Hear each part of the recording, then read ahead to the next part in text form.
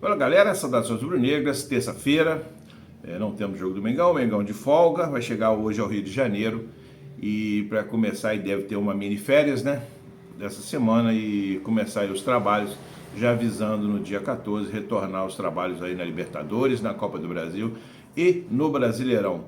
Recalcular a nossa rota e ver o que a gente precisa aprender com essa derrota para o Bayern, que ela foi muito importante, acreditem, estou falando aqui isso aqui repetindo. Esse jogo é um jogo para nunca mais ser esquecido pelo Flamengo e por aqueles que gostam de futebol independente do time. Foi uma aula de futebol que o Bayern deu no Flamengo e precisamos aprender com eles como jogar grande, como pensar grande, como ter atitudes de time grande. Vamos para o vídeo, um grande abraço, valeu! Muito boa tarde, gente boa! Hoje um boa tarde tranquilo, a tranquilidade de quem está com o futebol carioca nas quartas de final da Copa do Mundo de Clubes da FIFA. Eu estou aqui bem do lado do estádio, onde o Fluminense fez história contra a Internazionale de Milão, vice-campeã europeia, já foi, vai para casa, tá voltando para a Itália já, e o Fluminense continua. Claro que a gente vai mostrar aqui detalhes dessa grande conquista, dessa classificação do Fluminense heróica e histórica. O Fluminense vai pegar agora o Al Hilal da Arábia Saudita, que despachou o Manchester United. Fluminense e Al Hilal, sexta-feira, ao vivo na Globo, valendo vaga já na semifinal da competição. É quem não põe só o talento a serviço de uma camisa, põe o coração. Nascido nas Laranjeiras, o Fluminense foi buscar em Charlotte, nos Estados Unidos, uma das grandes vitórias da sua história. Porque quando a gente ama, quer gritar para o mundo inteiro ouvir.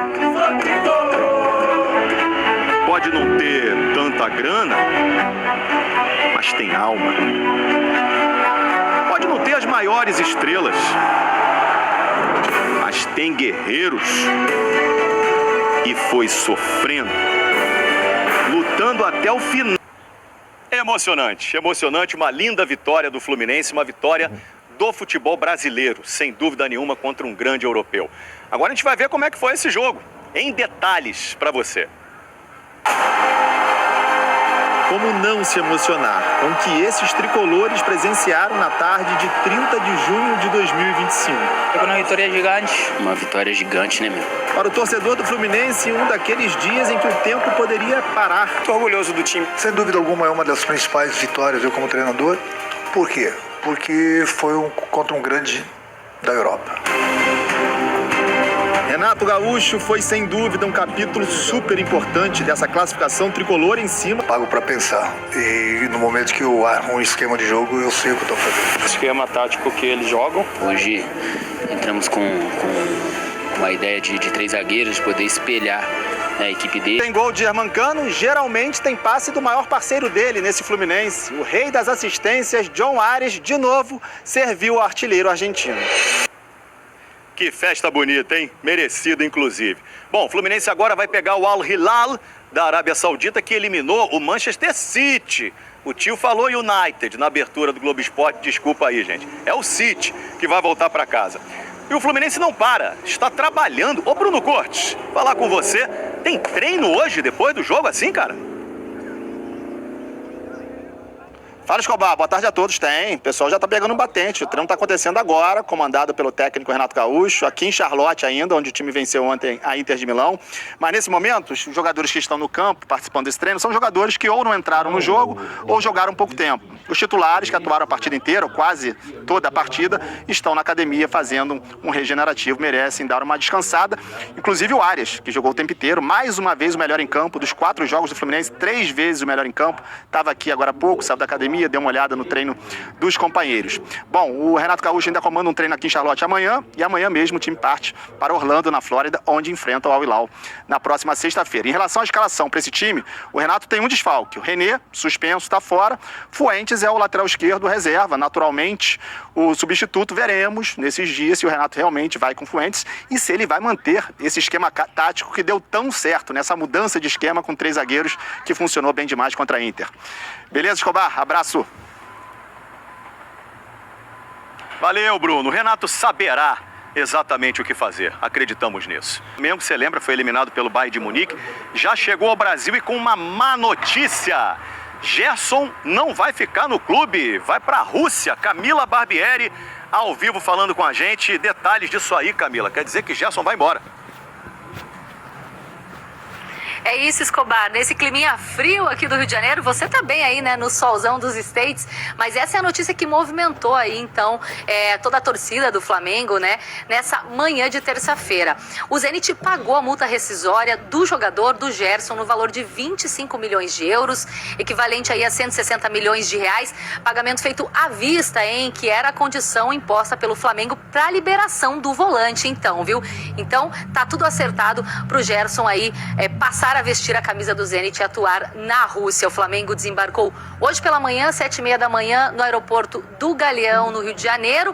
O primeiro a desembarcar de cadeira de rodas foi o volante Eric Pulgar. Ele teve uma fratura no 5º metatarso do pé direito e, claro, será avaliado pelo departamento médico do Flamengo para ver se há necessidade de fazer cirurgia, então, no jogador. O Flamengo se reapresenta no sábado para retomar os trabalhos da temporada, a disputa do restante dos campeonatos, aí depois da saída, né, da Copa do Mundo de Clubes. Escobar, um beijo pra você. Valeu, o Felipe vai ter que arrumar o time de novo, sem Pulgar, sem Gerson. Obrigado, Camila, repórter que não vacila. Hoje tem jogaço, hein? Real Madrid e Juventus, valendo vaga nas quartas de final da Copa do Mundo de Clubes. 3h40 da tarde começa a transmissão. Vou para Miami agora, falar com o Marcelo Correge, que tem as notícias desse grande clássico mundial, hein, Correge? É isso, Escobar. Boa tarde para você, boa tarde a todos. Um jogaço cercado de expectativa. Agora, ó, o estádio de Miami, que vai receber o jogo, tá vazio. Mais 2 horas antes do pontapé inicial, começam a entrar os torcedores e vai ficar lotado com certeza para ver Vini Júnior, para ver o time do Real Madrid sob o comando do Xabi Alonso evoluindo na competição.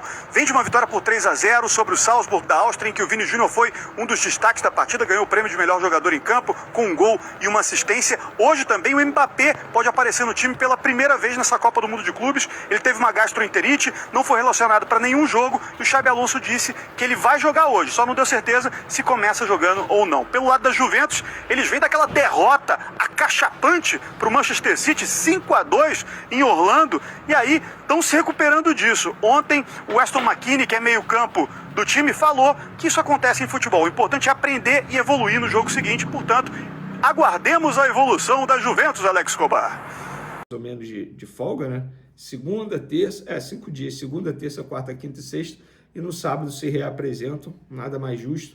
O próximo jogo do Flamengo é só quase no meio de julho, então o Flamengo terá muito tempo para se preparar e a diretoria continuará trabalhando aí para poder reforçar a equipe. Mas antes de falar de Flamengo, uma curiosidade. Vocês lembram do volante Thiago Mendes, que o Flamengo tentou muitas vezes a contratação desse jogador? Está muito próximo de ir para o Vasco, rival Vasco. E o Thiago Mendes, eu vejo muitos torcedores vascaínos animados com a chegada do Thiago Mendes. Eu acho ele um bom jogador. A minha única dúvida é a condição física dele, porque é um jogador que sofreu com lesões aí nos últimos tempos. A ver se vai conseguir se encaixar no futebol brasileiro novamente. E é a cara do Fernando Diniz pedir a contratação do Thiago Mendes, que é um jogador extremamente versátil, faz a primeira volância, a segunda também, mas fica essa curiosidade. Sobre outro volante, Vinícius Souza, cria do Flamengo, lembram dele? Que estava se destacando lá no Sheffield United da Inglaterra. Informação que a gente trouxe aí nos últimos dias com exclusividade em primeira mão.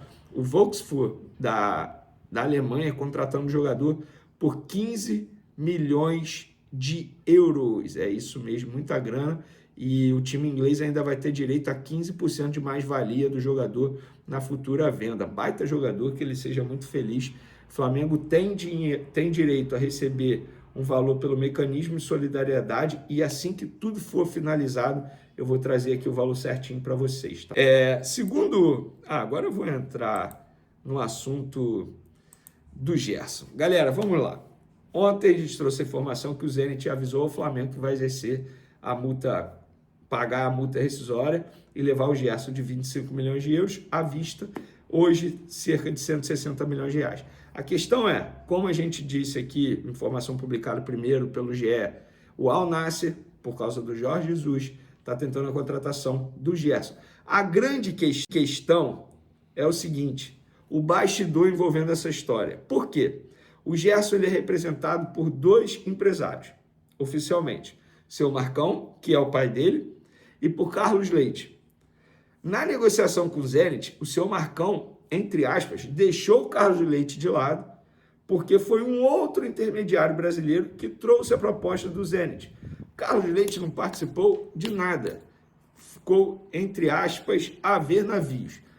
Mas agora foi o Carlos Leite que trouxe essa proposta do Al Nassr ao Gerson. E a proposta, financeiramente falando, do Al Nassr para o Gerson é maior do que a do Zenit ainda. Então, o Gerson fica balançado, obviamente. Jogar com o Cristiano Ronaldo, ser treinado por Jorge Jesus novamente, fica balançado. A questão é o seguinte, o Zenit está próximo sim, está próximo não, mas tem chances do Zenit, após o sim do Gerson, ficar com não. E essa não vai ser a primeira vez que isso vai acontecer envolvendo o Gerson. Quando ele surgiu no Fluminense, foi para Roma, foi a mesma situação, estava muito próximo do Barcelona. Quando ele veio para o Flamengo, na primeira vez, ele estava muito próximo de um clube russo também, exames médicos marcados, e acabou vindo para o Flamengo. Agora, muito próximo do Zenit, o Zenit só não pagou a multa rescisória antes, porque o Gerson pediu para o Zenit pagar após a Copa do Mundo de Clubes, o que o Zenit cumpriu, e agora o Al Nassr tenta dar um chapéu no Zenit e levar o Gerson. Gente, se tratando de Gerson, eu só acredito quando ele assinar e for apresentado no respectivo clube. O Zenit avisou o Flamengo que seguiu o processo certinho. Acabou a Copa do Mundo de Clubes, pegou o computador, o celular, sei lá, mandou e-mail. Hello, Flamengo. Aí o Pay. Pronto. Agora o Al Nassr está conversando com o Gerson e está essa confusão nos bastidores. A questão é o seguinte, esse bastidor é interessante, porque é uma queda de braço. O empresário faz de um lado, o outro empresário faz do outro. Eu quero ver quem vai levar a melhor. Independentemente de qual seja a escolha do Gerson, o Flamengo vai ganhar o mesmo valor, 25 milhões de euros. A questão é para onde o Gerson vai, envolvendo o futuro dele, a carreira dele, se é para o Zenit, para o Al Nassr, enfim, para o Flamengo não vai mudar nada, mas fica relatada essa confusão nos bastidores aí. E, segundo a imprensa internacional, o Flamengo tem um alvo para substituir o Gerson. Telasco Segovia, é isso mesmo, do Inter Miami, estava até disputando a Copa do Mundo de Clubes. Ele é venezuelano, tá? Começou no Deportivo Lara, da Venezuela, passou pelo Sampdoria, da Itália, depois Casa Pia, de Portugal, e em 2025 chegou ao Inter Miami, jogando junto com Messi, Suárez. Em 28 jogos pela equipe da MLS, fez 5 gols e deu 3 assistências, jogador de 22 anos. Galera, como eu disse lá no início do vídeo, nós temos uma aula gigantesca, gratuita, sobre futebol, que foi esse jogo do Bayern contra o Flamengo. Acreditem que lá na frente vocês vão lembrar de mim e vai falar assim, pô, esse cara tinha razão. O Bayern deu uma aula no Flamengo de como jogar futebol, de como marcar sob pressão, de como marcar com intensidade, de como dominar os espaços do campo, como dosar a sua força durante a partida, como saber usar o tempo a seu favor, como usar a sua força física e a sua qualidade técnica a seu favor para poder vencer o adversário, seja psicologicamente, seja taticamente, seja tecnicamente, enfim, em qualquer aspecto e análise do futebol que a gente possa ter. Já disse para alguns aqui, muitos concordaram comigo, esse vídeo do jogo, os melhores momentos, né, do jogo entre Bayern e Flamengo, o Flamengo e Bayern, como preferirem, deveria ser repetido no vestiário do Flamengo, antes de todas as partidas do Flamengo daqui para frente, tá? Para que todos os jogadores possam ver onde erraram, se erraram, como erraram, por que erraram e o que fazer para melhorar, o que fazer para fazer diferente, o que fazer para poder ter um desfecho melhor da jogada e não só a pessoa, o jogador crescer, mas também o resultado do time ser melhor, porque infelizmente nós fomos aí amassados pelo Bayern de uma forma muito grande, muito forte.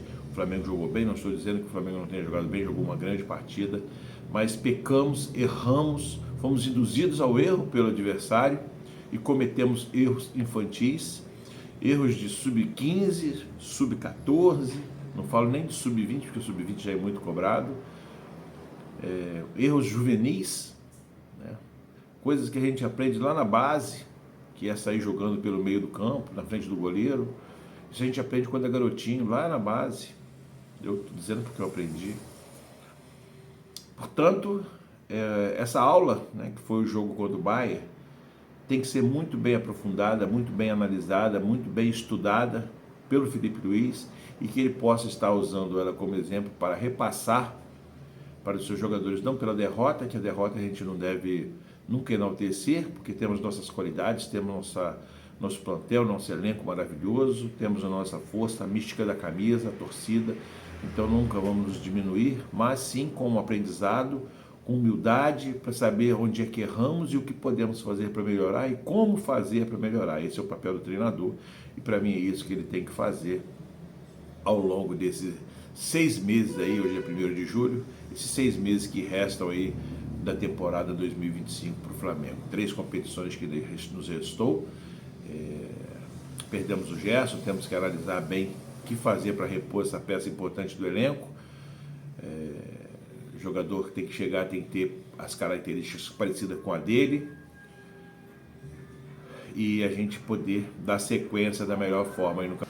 Felipe Luiz terá um grande trabalho pela frente para recalcular a rota, não contando com o Gerson, não contando com o Eric Pulgar, que deve ficar aproximadamente 3 meses fora, de 2 a 3 meses, nós estamos em julho inteiro, agosto inteiro, talvez em setembro ele volte até recuperar a sua forma física, aí meados de setembro ou finalzinho de setembro, início de outubro. Então um tempo muito grande para ficar sem um volante muito importante, volante de seleção, um cara que domina aquela área ali junto com o Jorginho. Eles fecharam uma parceria perfeita para o Flamengo, não digo a melhor, mas uma muito boa, e vai ser difícil agora achar alguém para substituir ele também à altura, e acredito que o Flamengo terá que mexer nas peças e usar o seu elenco para poder, Felipe Luiz quebrar a cabeça para poder fazer algo diferente e conseguir fazer do Flamengo um time que jogue bastante.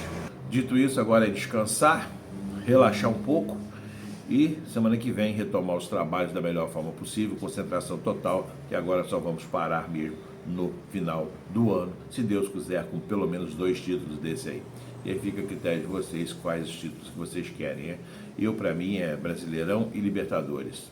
Aí cada um tem o seu gosto e a sua forma de pensar. Grande abraço a todos, saudações rubro-negras. Valeu!